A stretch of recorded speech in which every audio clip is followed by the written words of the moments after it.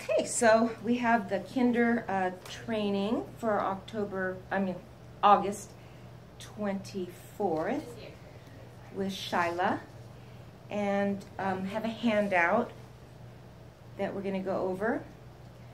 And first of all, I want to thank you for the first item, for the contribution you're making to the kids. Of course. Yeah, And I love it. yeah, and Fun. you'll never know. They grow up, and for me, I've had so many of my students that were adults and now they're doing this or that. It's just amazing, and they remember you as a coach. Yeah. And so you're not going to know how much influence you have, but you really do have a big influence. I noticed I didn't bring a pen, but you need one too. So I'm going to bring. Okay, here we go. So on the second item, I wanted to ask you and kind of get your feedback about, in your kinder classes, what's working, what's not. Are there any problems that kind of keep reoccurring, or any successes that really stand out to you as far as, a very satisfying part of your coaching? And that's going to help me also to create the lesson plans and target areas that maybe need a little more attention. Okay. Or that kind of thing. So I would say most all the circuits work really well. Like my students or the kids listen really well. I think maybe they're like on bars. I kind of want to maybe learn a few new tricks and stuff, because I know like the different baskets, strong arms, but I've just kind of been running out of ideas, and I can tell they're kind of getting bored, so you'll see them like on the mat, and I'm like, come on, one more, something like that. But successes, yeah, they're really good at listening, getting in line when it's time to like go get a drink of water and stuff. Yeah, I would say. Now, what are the kinder classes that you teach right now? I teach a 3 and 4, and then 4 and 5 in parent and taught. And you teach, how many parent and tots do you teach? I just have one on Saturday mornings, but usually we have like 1 to no kids showing up usually. And how many 3 and 4-year-old kinders are you teaching? Like students at a time? How many classes? 3 and 4 I think is 2, and then 4 and 5 is also 2. Or 3 and 4 is 3, 4 and 5 is 2. Okay, so 6 kinder classes. That's a good amount of coaching to do. All right, if during our time of training you think of something, or maybe when we go out on the floor, something, I'll say, yeah, I need more ideas. Like right now, I know you need some more ideas on bars, and I'm going to give you a few of those. Okay. And we're also going to go over the current lesson plan to make sure you're kind of up to speed on what each little station meant, or if you have any questions, we'll do that. Okay. I wanted to make sure that you are, and I think you are, but you're aware that each gym has a theme schedule. Yes. Yeah. So I want to give you a copy of this. They're posted in each of the staff rooms, both Carson and Minden. Sometimes there's little changes, so watch out for that. Those are yours. And then also, I wanted to make you aware, hold on, I'm going to pause it one more time. Okay, so also in the staff room at each gym, there is a kinder lesson plan binder. And this is going to have the master copies of the theme for that 2-week block. Okay. Most of the time, it'll be 2-week blocks. I think we're coming up on one that's going to be 1-week block for Friend Day, and then the second week is going to be similar circuits, but not geared to if they had a friend there. Okay. But that's your job, is to, it's kind of like it's exactly like with Academy, to look over the guide sheet, make sure you understand that, part of your job is to communicate to me by just signing the date, the lesson number, or it could be the theme. It should actually be theme for kinder, and kind of what class you went over the materials. And it can be very brief, or this can also be used for feedback, because I'll be looking at them to see who's really acknowledging that they're looking at the lesson plans, looking at smart moves as needed, and things like that. And this is just like feedback on what we have after the class that we teach? Yeah, like let's say you go through the week, or you even the first day you do a circuit, and you could say, wow, that station was awesome. Okay. Liked it. That station, help, we had trouble. Okay. Okay. And that way you and I can communicate. That's what I'm hoping to do, is open up a lot more communication. Okay. So we're all on the same page, and we're all moving on the same path, kind of in the same direction, not kind of, in the same direction with progressions. Because these little kids are going to be the ones that go into the academy program. Mm-hmm. So they need the essential skills when they get into academy, so they're not so, let's say, unprepared to go into a level 1 class. We want them to be very prepared. Now, a brand new academy kid that comes in, they're going to get the same material, so they're going to be at less of an advantage if they haven't gone through kinder. Kinder's already learned some of the vocabulary, they've learned the body shapes, they've learned, you know, many other physical skills that are going to help them in their academy class. Okay. Okay? And then when you see the tabs here, I'll try to flag the one we're on. Okay. So if you turn to Safety Week, it shows the dates. This is the master of the coach's copy or the gym copy. It's the same material in the master binder, but it's out on the floor so you can look at it. For example, this week it's Safety Week, so I put in a little information from USA Gymnastics about safety. Remembering prevention is a key to safety, and then a few ideas that you can use as you would like in your classes about reminding the kids of safety in the class. And this is all good stuff for you to have in your tool pouch of coaching skills, like for the future. Like if you see a kid with socks on, you're going to try to get them to take them off because they're slippery or things like that. And then on the next page were some warm-up ideas. We don't want you to be a robot. We want you to start customizing your classes to suit the kids in your class. And you already know what you've been teaching them, so you want to build on what you've been teaching them, but these were like some different ideas for warm-up. Red light, green light, teach, stop, drop, and roll in the warm-up because they're going to do it in the circuit. You could have got out the hula hoops and pretend they're driving. Mm-hmm. You know, these are all just ideas for you to pick and choose from. Hold hands when you're crossing the street. That's a fun little thing to remind them. And then stretching ideas.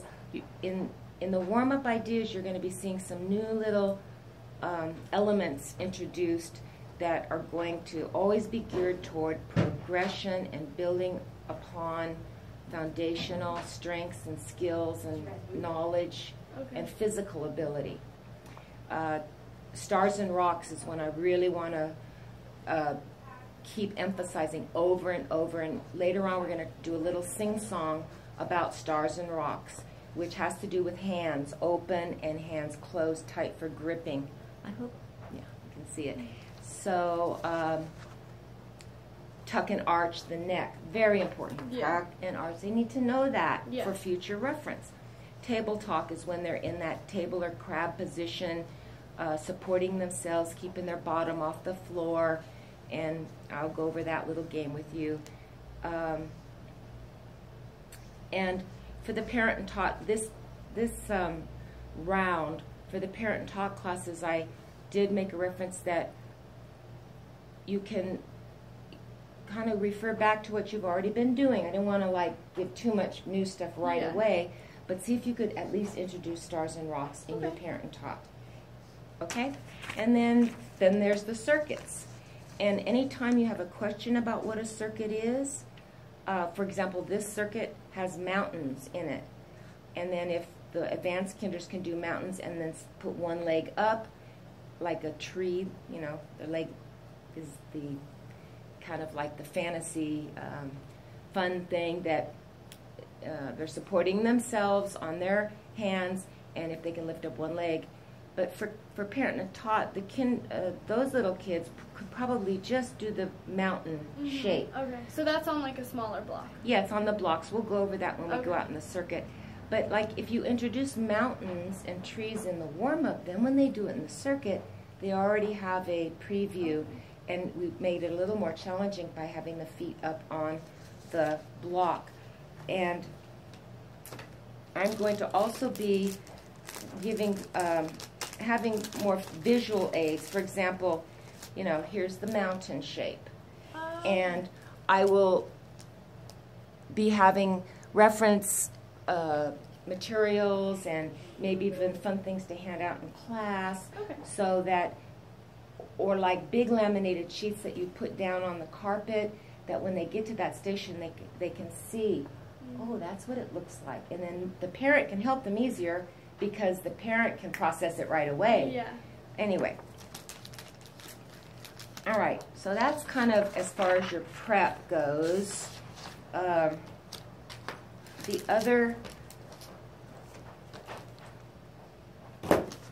The other items on prep are Smart Moves. Have you gone into Smart Moves, logged into the website yet, and looked through any of the lesson plans in that program? Not by myself, but Kizzy's shown me around and stuff. So what I'm going to be doing is, I have the admin access. I'm going to set you up with your own login. Okay, cool. Because if you're on the general login, which is Coach and Coach 10 as the password, if two people can't go on at the same time, for some reason somebody was going on, you'd get kicked off or they couldn't get in. So I'm going to give you your own login. And right now the Kinder lesson plans are not what I would say substantially logged into Smart Moves. But that's, just know that that's going to be happening. So like, for example, in the Academy lesson plan book, if you open up the lesson plan, you'll see Smart Moves P03, strong arms on bars or something. You can go into Smart Moves and see a little video of how to teach that, or kind of like the verbal cues that go with it. Kinder's going to start having more of that. I can create videos, I can create JPEG pictures, and I can also create actual Word documents. I have to save them to JPEG, but anyway, like for when we get to the sing-song, whatever, the sing-song, sing-songs, I'll have all those on Smart Moves. So if you see it in a lesson plan, thumbkins, what's thumbkins? You go into Smart Moves and you can see me or another coach with a couple kids doing the little thumbkin song, and you catch on right away. A picture's worth 1,000 words, right? So that's how that works. Part of your job description here, and I'm sure, you know, when you got hired on, Jerry Lynn and Ed or whoever, you know, did your introduction stuff, let you know that your self-development as a coach is part of your job description. So you have to spend a little time here, a little time there, even if it's on your own time. A little bit here, a little bit there. And it's so fun. I mean, I love doing it. And it's not like you have to sit down for an hour, but even if you go into Smart Moves and look, like sometimes I'll think, I need some more drills for teaching lunge, or teaching handstand, or teaching back hip circle. I'll go in and try to find that and look at a couple videos. Oh, yeah, those are good ideas. And then that's in your tool pouch. The menu box, which is here. This is an old menu box that we used in my gym, specifically geared toward the we say toddler ideas, but it's for the tot and the kinder level. And what it has to do with all kinds of motor development topics: eye-hand coordination, eye-foot coordination, balance, ball handling, perceptual motor skills, proprioception, rolling skills, targeting, and I'm going to go through this box and improve it because it needs improving. But let's say one of the kinder themes has a target of perceptual motor skills and ball handling. Okay, put a couple activities or even one activity of each in your lesson plan. You as a coach, knowing your class, knowing your students, you can go in the menu box and say, oh, eye foot coordination. Oh, okay. Foot patterns, ropes and hoops, kick the ball. In other words, these are going to be very self-explanatory. With little games, you can pick out to do this with the kids, okay? Okay. Yeah, that's coming. That's just a preview of what's coming. Okay. Again, it's all in your planning phase.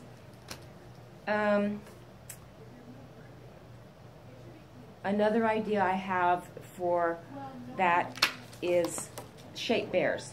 These are the shape bears. This is just kind of my rough draft, but they'll be laminated like this with a piece of Velcro on the back. They're going to be more colorful. This one's kind of just plain, but they'll be stretch bear or straight. We call it straight. They'll be tuck bear, straddle bear, pike bear, lunge bear, Okay. arch bear. And so like if at a station it is like we do now, get up onto the barrel and do your passe or your arabesque or whatever it is, there'll be a picture right there Okay. to help remind them. Good visual aid. Some kids are visual learners, some are auditory learners, and some are, there's another modality which is, and I can't remember the name for it, but it's by just actually doing it. Then they remember. So we want to give them as many different angles to help get it into their little brains as possible.